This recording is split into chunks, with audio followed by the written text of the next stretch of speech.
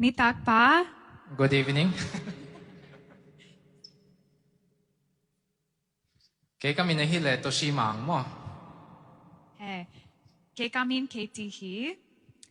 Toshi Mang kapasalto. Pumpha kaswa hit manun. Kay tuen zomi kahihi.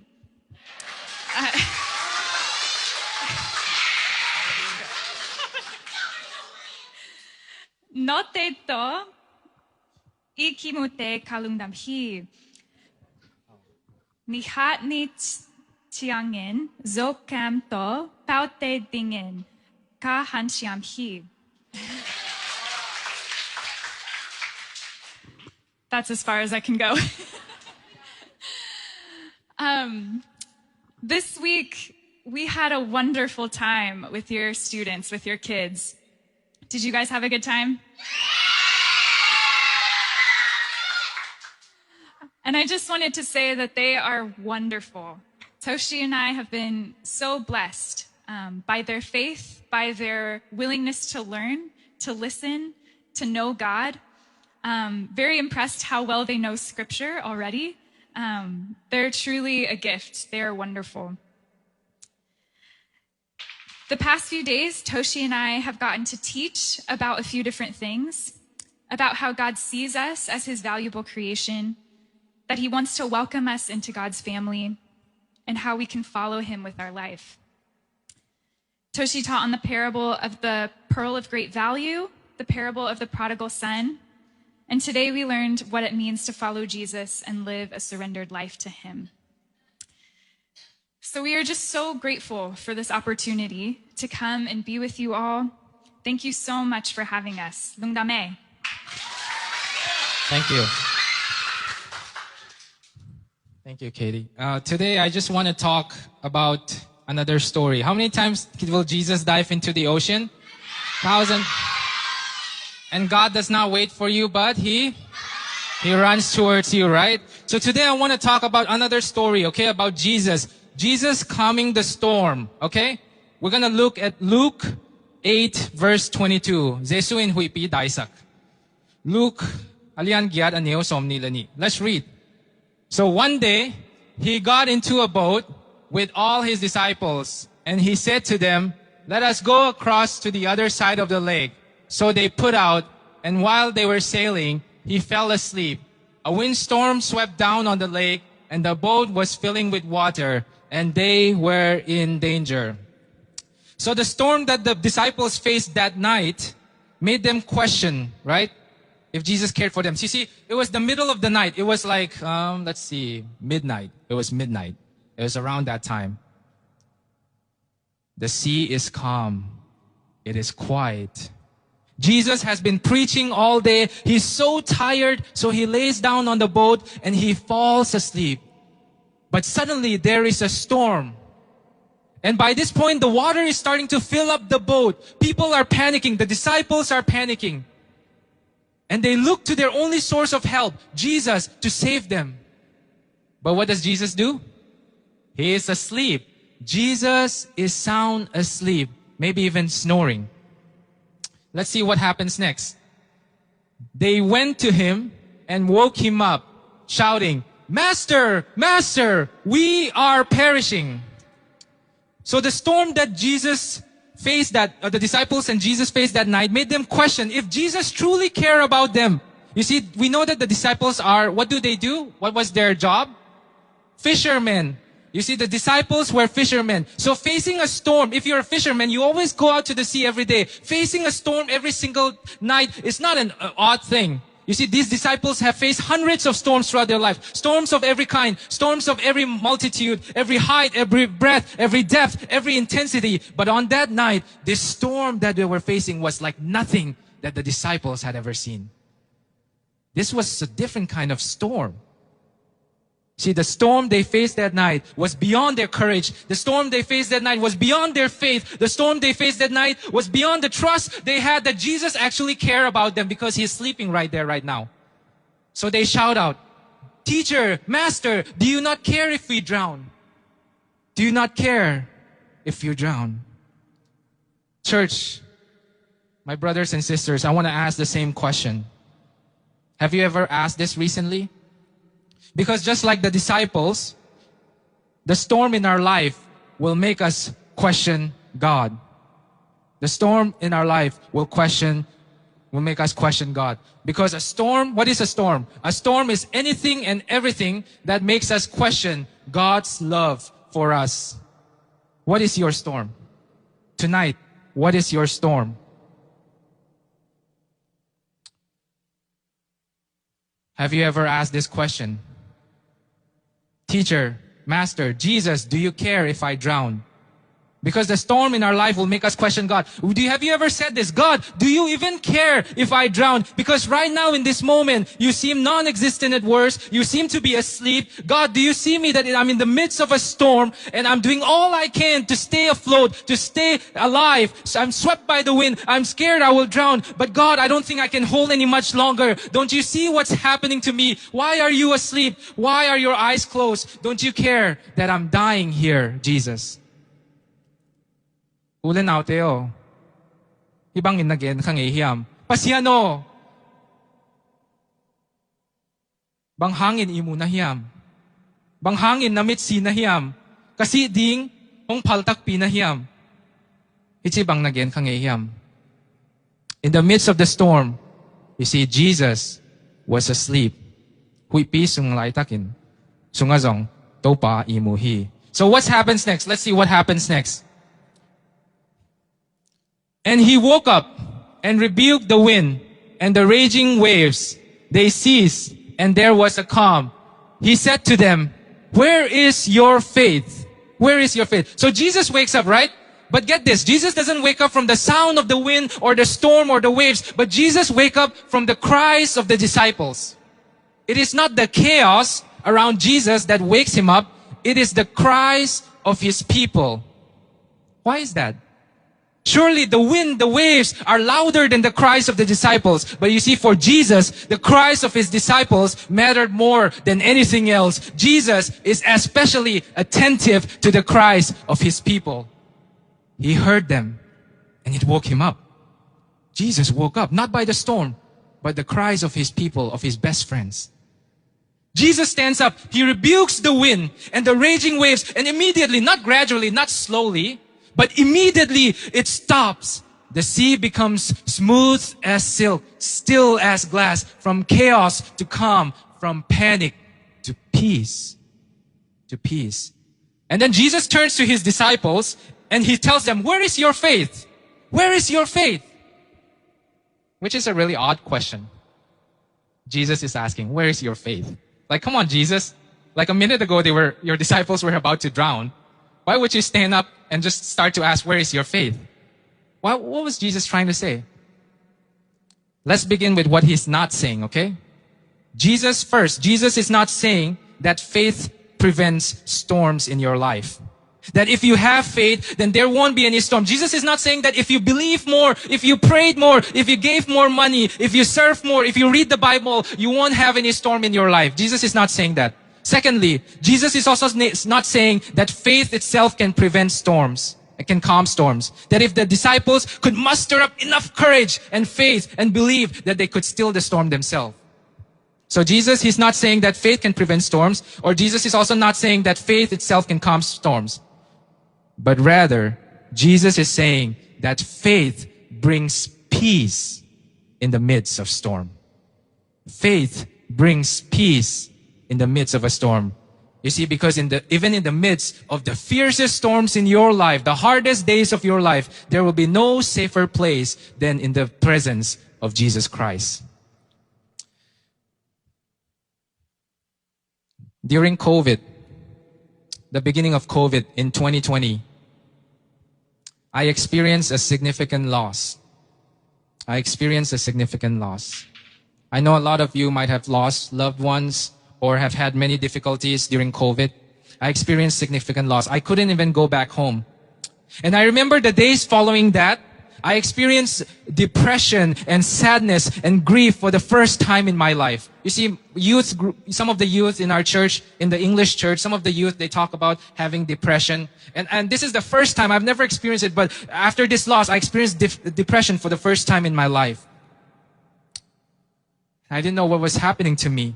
Every morning I would wake up and all day long I would just look at my watch and I hope that every hand in my watch would move fast so that the day will end, nighttime would come and I can finally go to sleep, escape my grief, escape my sadness, escape my depression and just go to sleep.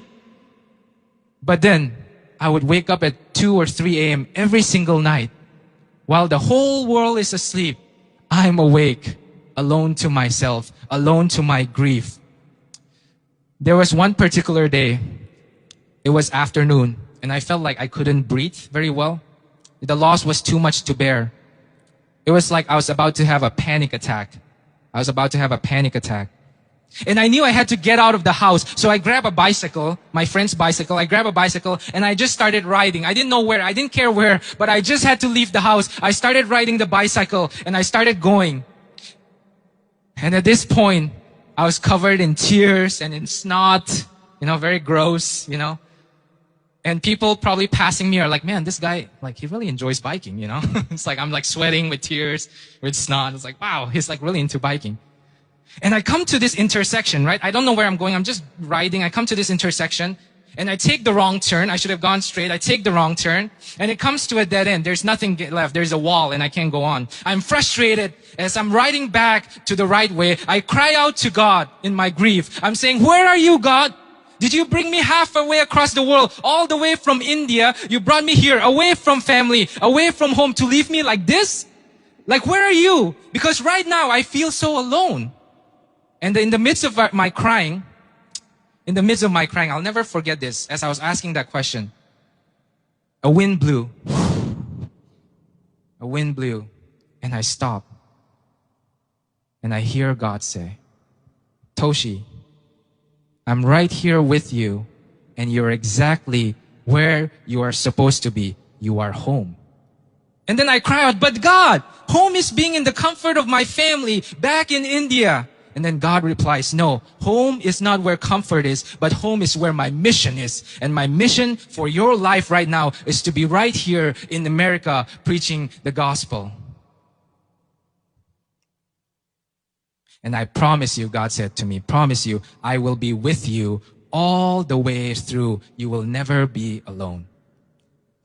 In that moment, I was so free. It was the most freeing thing I'd ever heard. I felt the joy and presence of the Lord like I've never felt before in my life. The storm was still there. Brothers and sisters, the storm was still there. The storm was still around me. But I felt peace. Because in that moment, I realized that Jesus is with me. And because Jesus is with me, being in the boat, in the storm with Jesus is safer than being on dry land without Him. I want to say that again. Being in a boat, in a storm with Jesus, like the disciples, is actually safer than being on dry land without Jesus. If Jesus is with you right now, in the boat, in your storm, it is safer than the comfort of being on dry land without Him. So when Jesus asked His disciples, where is your faith? He's asking them, do you not see? I'm in the boat too. I'm in the boat. And if I am in the boat with you, then this is the safest place you can be in the whole world. That's what Jesus is telling His disciples.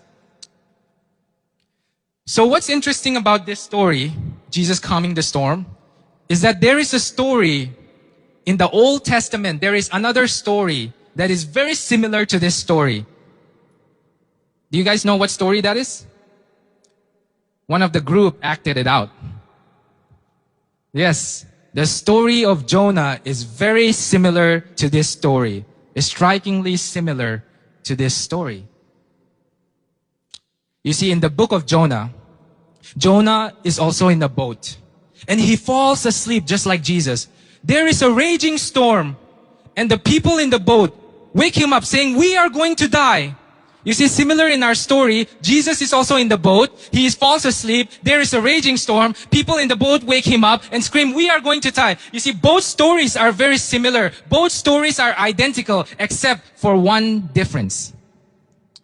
In Jonah's story, he tells to the people on the boat, throw me into the sea. If I die, you will live. If I perish, you will survive. And the sailors threw Jonah into the sea, right? You remember that? The sailors threw Jonah into the sea. However, this doesn't happen in Jesus' story, right? Or does it? Or does it? Because you see, if we look ahead in the story of Jesus, we will remember that this is not the only storm that Jesus faces. You see, there was another storm. There was the ultimate storm. You see, this storm first started in the Garden of Eden, okay, with Adam and Eve's rebellion against God and sinning, and has been multiplying over the history of mankind. This is the ultimate storm that will cause not just a temporary perishing, but eternal perishing. And just like Jonah, Jesus knew that a storm of this magnitude would not be quenched until the guilty one is thrown into the sea. While Jonah tried to run away from the storm, Jesus went straight into the storm. He went straight into the storm because on the cross, that was the ultimate storm. On the cross, Jesus plunged himself into the raging waves. He was swallowed up by the sea. The weight of our sin that would have crushed you and me. He put it on his shoulders, and with his arms stretched out, with his dying breath, Jesus says, "It is finished." And with that, he broke the curse of death and sin once and for all. From chaos to calm, from panic to peace. The ultimate storm was made still once and for all. Brothers and sisters, on the cross, Jesus faced the ultimate storm for you and for me. And if Jesus did not abandon you in that ultimate storm, you can rest assured that He is with you right now, right here, in your boat, in your storm. And it's the safest place you can be. Calvary singlamte tunga nangadingin Jesuin hui pilian pen tuakin zohi. Tua hui pi na siya pen azong hong tai san lo ahile tu mamain zong na hui pila ka nang hongom piding he. Do you trust Him? Will you trust Him? I just want to close with this story. My father, my dad, he grew up very poor back in India. I know a lot of your parents also might have grown up poor in Burma, but they sacrificed so much. They sacrificed so much to come here and to give you guys a better life. But my dad also grew up very poor in India. Every single day they had to fetch water. They had to walk miles and miles just to get a bucket of water so that they could drink. He had no money to buy school uniform too. So you see, the schools, they had to wear uniforms, which cost only like $1. But he didn't even have that to buy uniform. So every morning when he showed up to school, the teachers would make him run laps, like 3 laps, because he didn't have any uniform. He grew up very, very poor. But by the grace of God, just like your parents, by the grace of God, God lifted them up and brought him to America. And he traveled the world. He's preaching the gospel. By the grace of God, he is where he is today. When I was about your age in high school, when I was very young, he told me something I'll never forget. He said in one of his travels around the world, right? He traveled the world. He said in one of his travel, he said they put him in like a very nice hotel.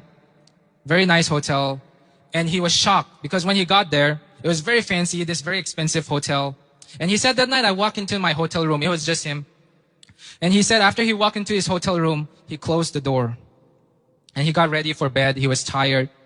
And he said, when I laid on the bed, this really nice hotel bed, oh, it was the most comfortable bed I'd ever laid on. And he laid his head on this soft, fluffy pillow. But he said, as soon as I laid my head on the pillow, it hit me. He said, it hit me.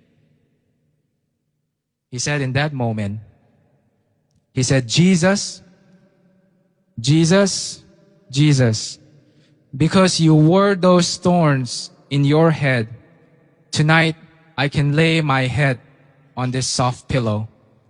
Jesus, Jesus, because 2,000 years ago on Calvary, on that cross, you wore those thorns on your head. Tonight, me and my family can lay our heads on this pillow. Jesuo, Jesuo, nang kumtul ni lain ling lukhu na kukmanin ken tunitak in nuam takin ka hotela lumteing. Jesuo, Jesuo, nang kumtul ni lain, ling luku na kukmanin, ken tunitak, kele kain kwanin tunitak, Amerika. Lukap nuam kazang tehi. Jesus didn't abandon you in that ultimate storm on Calvary on the cross. So you can be confident He is right here with you in your storm, in your boat, wherever you are, is the safest place you can be. I promise you that. Let's pray together. God, we thank you for you did not abandon us on the ultimate storm. On the cross, you died for us so that we can be eternally with yours for the rest of our lives. We belong to you. You are a God who will dive 10,000 times to be with us. You are a God who doesn't wait but run towards us, welcoming us, saying, my son, my daughter, you are here. We give our life.